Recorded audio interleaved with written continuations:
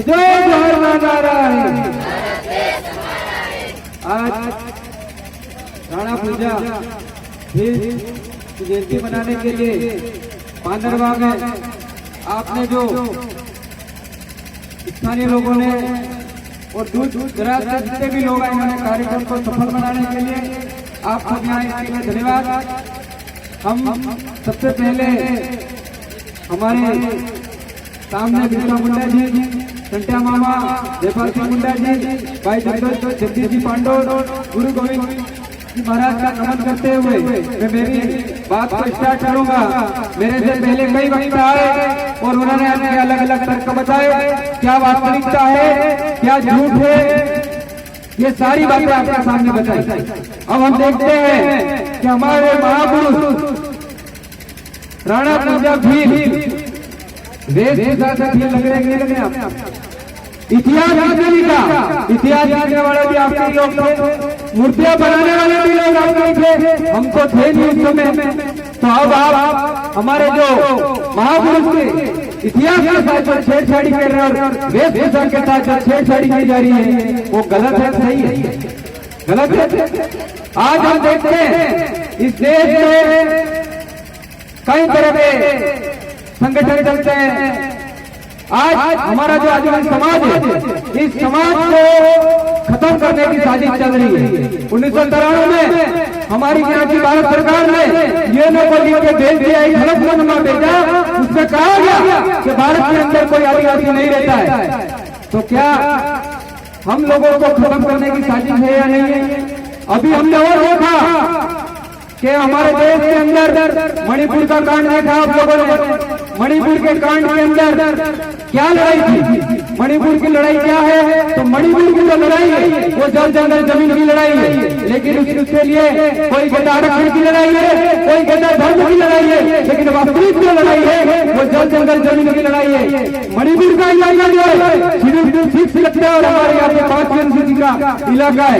6ठी अनुसूची में लड़ाई स्टार्ट हो गई है, लेकिन 5वीं अनुसूची वाले आपकी भी बारी है।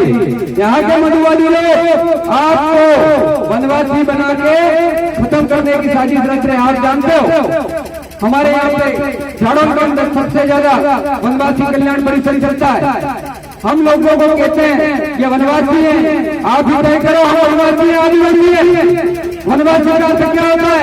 वन में रहने वाला जंगली। अब तो वन ही खत्म हो गए, तो वनवासी करके सीधे स्वर्गवासी बनाने की तैयारी हो गई है। इसलिए सब जाग जाना, अगर कोई संगठनों में मेरा संगठन महान है, मेरी पार्टी महान है, ये करने रह गए तो तुम्हारे को कुछ हासिल होने वाला नहीं है। हम लोगों को हर समय पूरा किया जाता है, कभी कह दिया जाता है हम जिस संगठन के इधर दौड़ जाओ, क्या आदिवासी समाज को भेड़ समझ रखा है क्या? तो ऐसे जो भी लोग हैं उनकी पहचान करने की जरूरत है कि हमारे आदिवासी समाज को कभी वनवासी के नाम पे, कभी वन बंदी के नाम पे खत्म करने की जो साजिश की जा रही है, उसके लिए आपको एक होना पड़ेगा। हमें मणिपुर की घटना को देखना पड़ेगा। वहां की लड़ाई में हमारे कई भाई शहीद हुए, कई भाई मारे गए और 30 दिन तक उनकी लाशें पड़ी रही, कीड़े मर गए, लेकिन एक शब्द भी हमारे देश की राष्ट्रपति आदिवासी थी, तब भी नहीं बोली। वहाँ की राज्यपाल भी आदिवासी थी, वो भी एक शब्द नहीं बोली। और यहाँ का देश का जो मालिक जिसको कहते हैं हमारे लोग वनवासी कल्याण परिषद वाले, के प्रधानमंत्री भी एक शब्द नहीं बोला। तो आप समझ जाओ कि हमारे पीछे क्या साजिश हो रही है। अभी हम लोग और देखा जनसंख्या के अनुपात में आरक्षण की मांग को लेके हमारे लोग आरक्षण की मांग को लेकर आंदोलन कर रहे थे। 50 लोगों को आज बांसवाड़ा की जेल में भर रखा है। इसलिए कहीं प्रशासन वाले कहते हैं, यहाँ पे देखा में आ रहा था तो रास्ते में पूछा, 2 टमाटर पोस्टर लगे हुए थे, तो एक दुकान वाला मिला, उससे पूछा भाई ये कार्यक्रम कहाँ है? उन्होंने कहा आप कौन से समाज के हो? मैंने कहा सोफा से क्या लगता हूँ? उसने कहा आदिवासी। तो आदिवासियों का प्रोग्राम उधर है और उधर जो है हमारे गरासिया भाई है, जिनको इन्होंने डाइवर्ट कर दिया है मनवादी ताकत ने। अगर उनको वो नहीं मानते, अपने आप राजपूत मानते हैं, तो उनको बोल दो जो आरक्षण का फायदा ले रहे हैं सर्टिफिकेट पे, वो भी छोड़ दो। क्या छोड़ने के लिए तैयार है?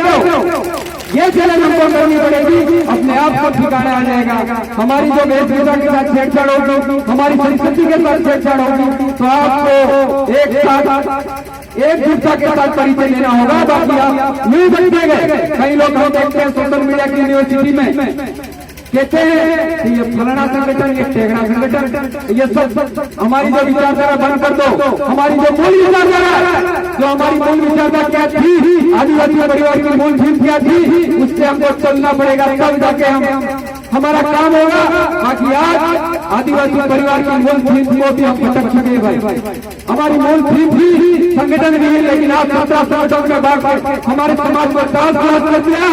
आज हम तीन धार्मिक की बात करते हैं, अलग अलग धर्मों में बांट के हमारे को सत्यानाश कर दिया, और हम तीन राजनीति की बात करते हैं तो तरह तरह से पार्टियां भी बनानी स्टार्ट होगी। जिसे आपको समझने की जरूरत है भाई। मैं किसी का विरोध नहीं करूंगा, लेकिन जो सच्चाई है और हम आदिवासी परिवार के फाउंडर मेंबर होने हुए नाते आपको बता देना चाहता हूं मैं वास्तविक विचारधारा क्या है। इसलिए कहीं भ्रमित होने की जरूरत नहीं है। आज समाज में सौदे हो रहे हैं, आज हमें सामाजिक क्रांति की जरूरत है, लेकिन हमारे समाज के ठेकेदार समाज के सौदे कर करके हमारे समाज के 2 आदमी शहीद हुए काफी डुगरी में, कोई बोलने वाला नहीं। आज उनको भी नौकरी नहीं मिली। हमारी जो भिलू राणा की जो लड़े थे, महाराणा प्रताप ने हमको उदयपुर के खेमपुरा में 48 की जो हमारे नाम की थी, उस पर भी आदिवासी कल्याण परिषद का कब्जा है। वो लड़ाई हम लड़ने गए तो कई ऐसे चाटुकार लोग थे, उन्होंने गुमराह करने की कोशिश की, और वो जमीन भी आज हमारे हाथ में नहीं आई। ऐसी कई लड़ाइयां हैं, आपको एक शिक्षा के साथ लड़नी पड़ेगी।